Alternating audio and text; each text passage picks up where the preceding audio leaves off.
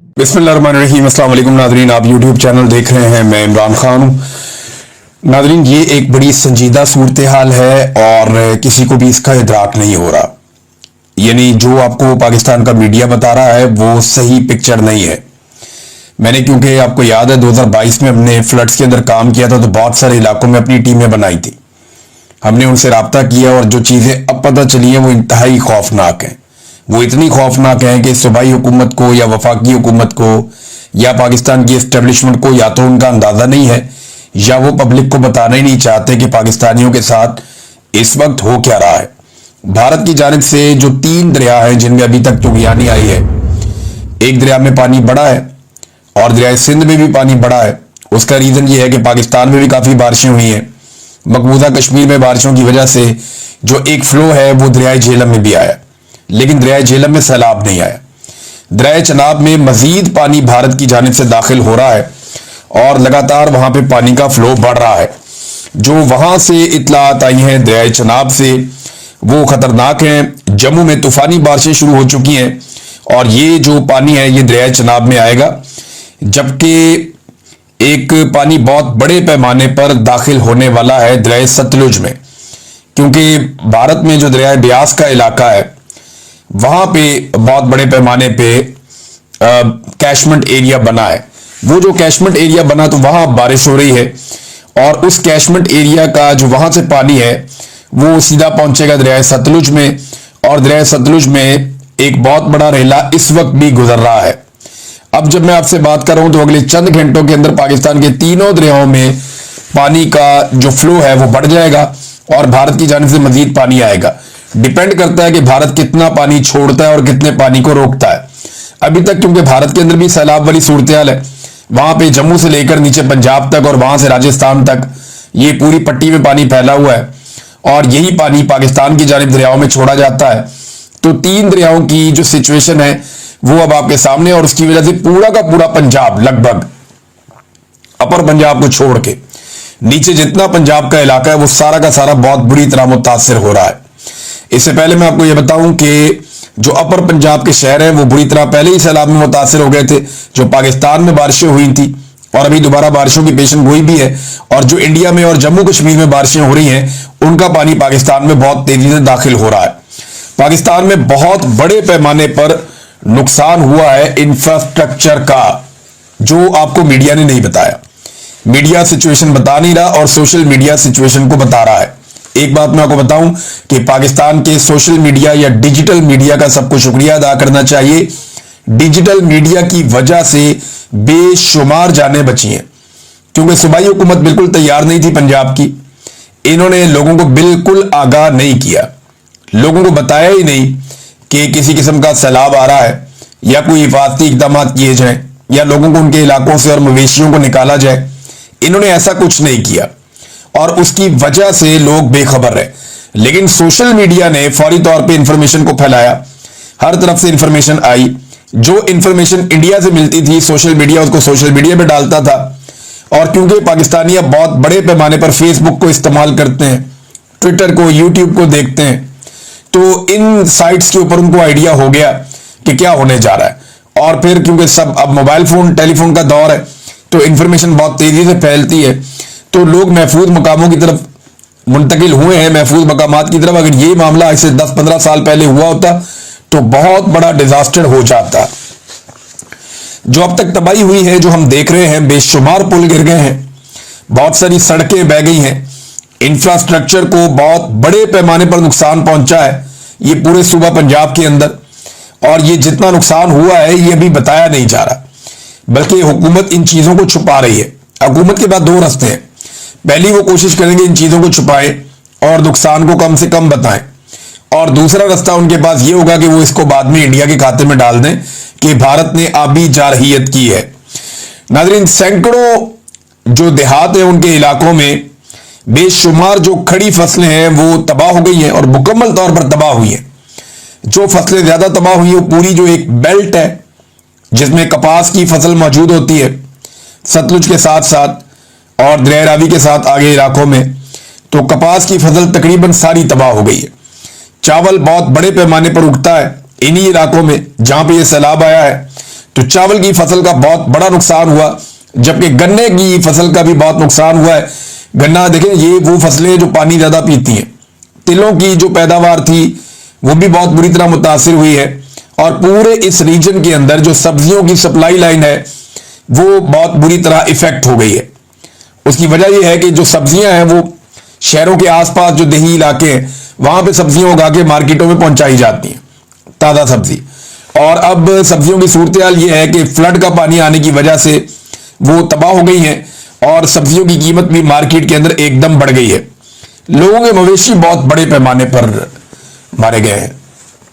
यानी अगर गांव में किसी की एक गाय या एक भैंस मर जाए ना, तो लोग उनके घर में अफसोस करने के लिए जाते हैं, और अगर कोई बच्चा पैदा हो जाए या कट्टी पैदा हो खास तौर पे, तो लोग मुबारकबाद देने के लिए भी जाते हैं।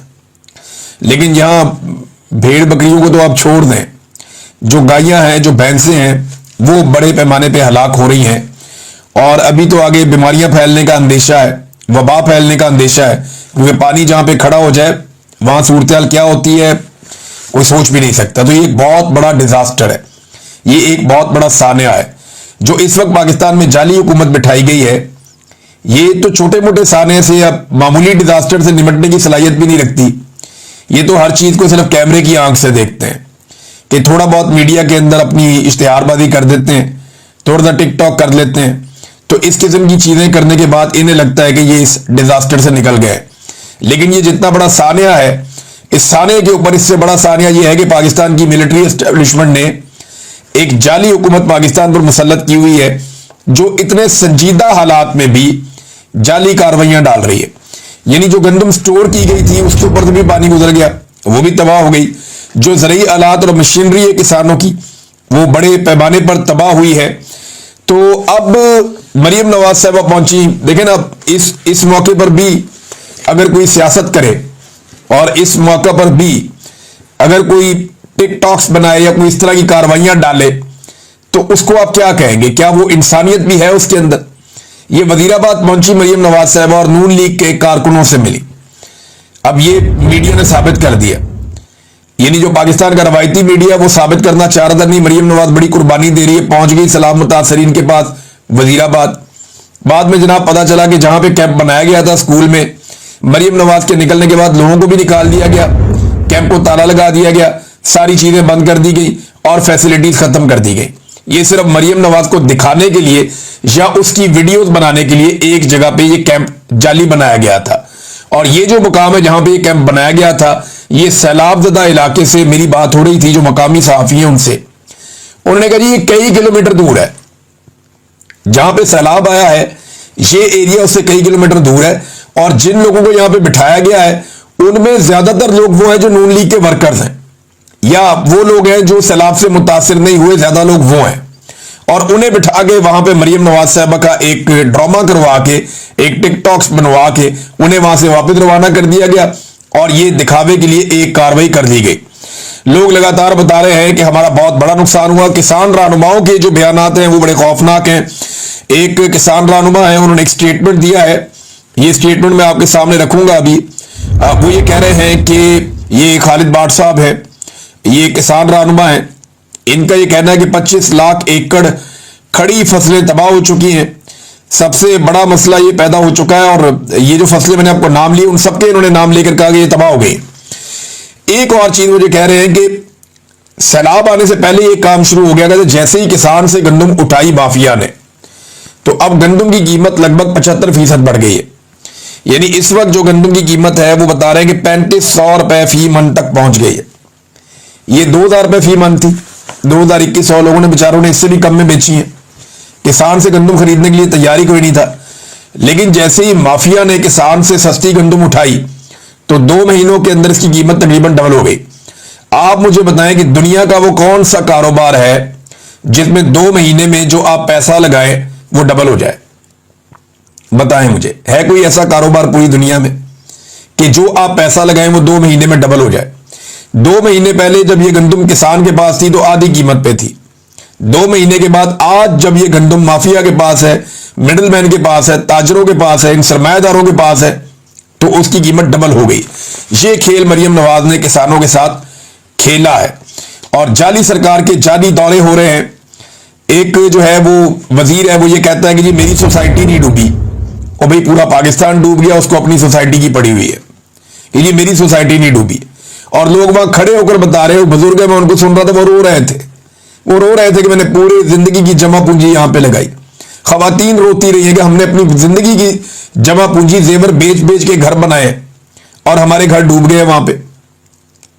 ये पार्क व्यू सोसाइटी में अलीम खान की, और वो बजिद है कि नहीं मेरी सोसाइटी नहीं डूबी।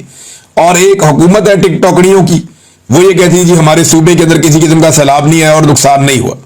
खावर घुम्मन साहब एक सीनियर जर्नलिस्ट हैं, उन्होंने बताया कि सिर्फ उनके इलाके में 7 अफराद अब तक की इतला के मुताबिक जाँ बहक हो गए हैं, क्योंकि ये गिद्ध लाशों को छुपा देते हैं और अदादोशुमार नहीं बताते। लिहाजा मैं रिकॉर्ड की दुरुस्तगी के लिए बता रहा हूं कि सिर्फ मेरे इलाके में 7 लोग जाँ बहक हुए हैं। सोशल मीडिया ने अवाम की जाने बचाई है, वरना हुकूमत तो डिनाइल में थी, वो तो बता ही नहीं रही थी, कोई बात ही नहीं कर रही थी। नाज़रीन, पाकिस्तान में जो है वो ऐसा लगता है हमने इसको एक वेलफेयर स्टेट बनाना था, लेकिन इस मुल्क को हमने एक रियल स्टेट बना दिया। जो पाकिस्तान की मिलिट्री एस्टेब्लिशमेंट है, उन्होंने इसको वेलफेयर स्टेट की बजाय एक रियल स्टेट बना दिया। और इस कारोबार से मुंसलिक जो लोग हैं, जो दरियाओं के अंदर सोसाइटियां बना रहे हैं, पानी के रस्तों पे सोसाइटियां बना रहे हैं, जो कुदरती पानी के रस्ते बंद कर रहे हैं, जो ज़राअत को तबाह कर रहे हैं, जो पाकिस्तान के माहौल को तबाह कर रहे हैं, जंगलात को काट रहे हैं, उन लोगों की पुष्ट बनाई पाकिस्तान की मिलिट्री एस्टेब्लिशमेंट करती है। मिलिट्री एस्टेब्लिशमेंट इनके सामने आकर ढाल बन के खड़ी हो जाती है, इसलिए कि ये रिटायर फौजियों को नौकरियां देते हैं और बाद औक़ात हाजिर ड्यूटी को भी। तो ये सूरत बड़ी खौफनाक है। कल तक मलिक रियाज के साथ इनके बड़े सुर मिलते थे, आजकल अलीम खान से और बहुत सारे और लोगों से इनके सुर मिलते हैं पाकिस्तान की मिलिट्री एस्टेब्लिशमेंट के। तो इन्होंने हमेशा ताकतवर की और पैसे वाले की पूजा की है, और आज भी हम वही सिलसिला पाकिस्तान में चलता हुआ देख रहे हैं। नाज़रीन, पाकिस्तान ने ये जो सैलाब आया था ना 2022 में, इस पे इन्होंने पैसे इकट्ठे करने के लिए बड़ी कोशिशें की थी।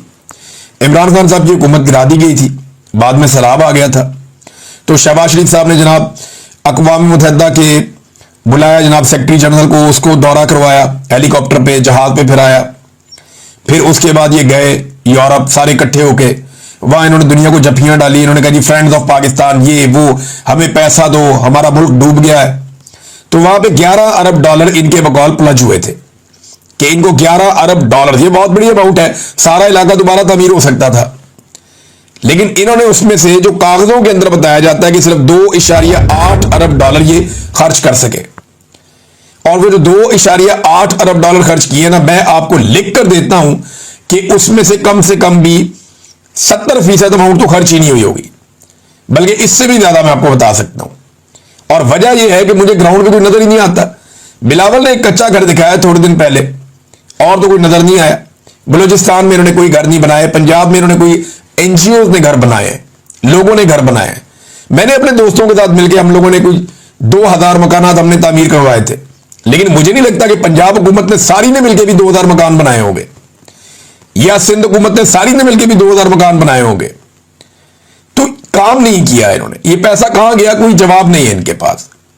लोगों ने अपनी मदद आपके तहत अवाम को खड़ा किया था 2022 के सैलाब में, लेकिन ये सैलाब उससे ज्यादा खौफनाक सूरत इख्तियार करता चला जा रहा है। अब ये जो पानी इंडिया से पाकिस्तान के 3 इधर मशरकी दरियाओं वाली साइड पे आया, एक मगरबी दरिया है वो दरिया चनाब, अब ये पानी दरिया सिंध में जा रहा है, और आने वाले घंटों में या 1-2 दिनों में सिंध के अंदर अब एक बड़ी खौफनाक सैलाबी सूरत पैदा होने जा रही है, और वहां पे पहले से तैयारी करनी पड़ेगी। सिंध को कई दिनों से पता है कि वहां पे क्या होने जा रहा है, किस किस्म की तबाही आ सकती है, लिहाजा तैयारी करना जरूरी है। कसूर नाजरीन बहुत खतरे में, क्योंकि जो सतलुज का पानी है वो बढ़ता चला जा रहा है और पीछे से और पानी आ रहा है। दरिया ब्यास के अंदर जो बारिशें हो रही हैं वो पानी भी सतलुज की तरफ आएगा अब, और ये बड़ा खतरा है कि पूरा कसूर का जो जिला है वो डूब सकता है। अब इस जिले को बचाने के लिए करना क्या होगा, बहुत बड़ी ज़रूरी जमीनों को मुकम्मल तौर पे तबाही की नजर करना पड़ेगा।